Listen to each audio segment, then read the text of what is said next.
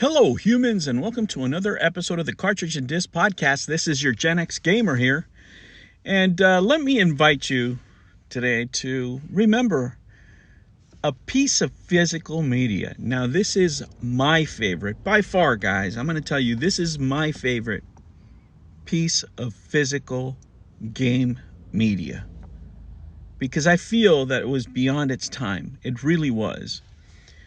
What you're seeing there on screen is Street Fighter 2 on a Hue card. That is unbelievable that they were able to do that. It really, really was.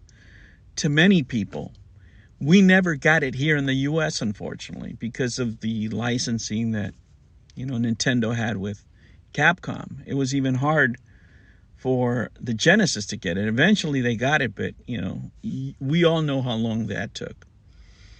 Of course, we saw these for us as a TurboGrafx 16 here in America, but it was for the PC Engine back in Japan, which was just an amazing console.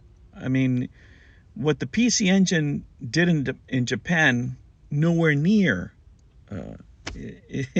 is the experience that we had here in America. We should have, because there were so many games. The console was so poorly marketed here. I was lucky enough to get one, and I've told those stories before. And, I still own these. And let me tell you guys, to me, this was beyond its time. Beyond its time. Whenever I tell you I have random thoughts about things, one of the things that I would love to see, and this came to me as an idea when I was changing I was adding a terabyte hard drive to my PlayStation 5. I thought, this terabyte drive is rather small. And if we were able, right, because some of these games are getting pretty big. They're gigabytes and gigabytes of space. What if we have Hue cards or something like it as our future drives and label them, right? Those are just random thoughts that I have. These games are getting so big. And what I loved about the Hue card itself, because it reminded me of collectible cards.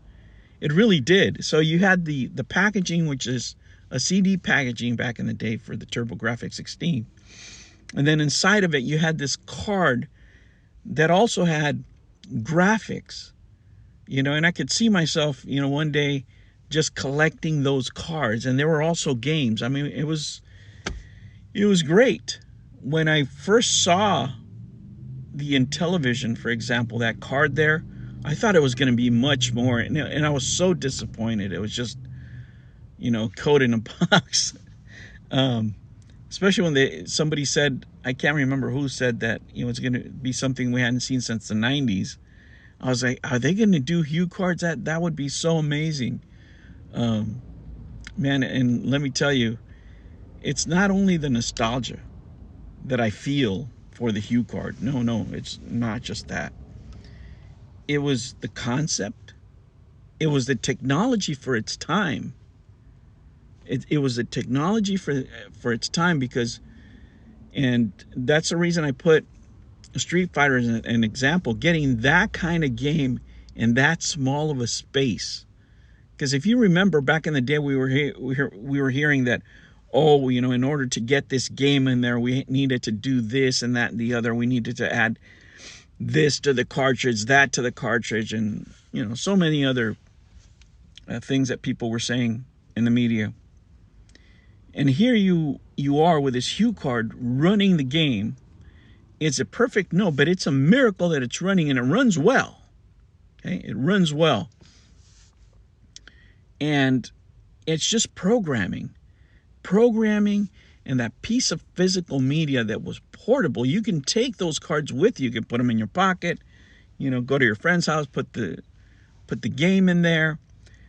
Plus it's like a collector's dream. Like I said, it really reminded me, and at the time I was also collecting cards, guys. I don't know if you guys remember the X-Men cards when the X-Men cartoons were out and comic books were getting big at the time. Also, I collected comic books, and to me, it was just like a synergy, right? It was the perfect storage medium that had style. CDs, I mean, it's just it's not the same. You know, a lot of them were just printed ink. The hue card was something else. The hue card embodied a lot of the thoughts that we had as gamers on how things would get smaller in the future, you know, cartridges getting smaller. But it was right there. We didn't have to wait for the future. The hue card made it real. And as I played TurboGrafx 16 games, I was amazed at how much they can fit into that little small thing. And again, the contrast was Nintendo saying that they needed that big of a cartridge to fit everything in there. And for a lot of us, that was a mystery. We had never seen the inside of a cartridge and actually how little of that space was being used. Remember the cartridges? A lot of the cartridges were mostly air. You know, it's just the starting part where the pins connect and the board was rather small. But for them to do it in these things, man, it was, oh man, I'm telling you, it was mind-blowing back in the day. I remember my friends coming over at that time. My friends were in their, you know, mid-20s, and they saw my TurboGrafx 16, and they were like, really, those are the games? Like, they were looking at it and they couldn't believe how small it was.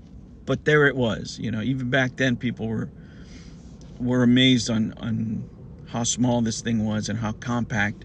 And man, I would have wished so much that generation would have lasted longer, that the TurboGrafx 16 would have done anywhere near the numbers that the PC Engine did, because that machine really had potential. But when I was thinking about it and I thought about the machine and what made it special for me, it wasn't only the games that I played, and I had some pretty great games, Dragon Spirit, Ninja Spirit, Dungeon Explorer. I mean, so many games. You know, some of them, you know, I showed you guys my collection that I still have. But it was the hue cards.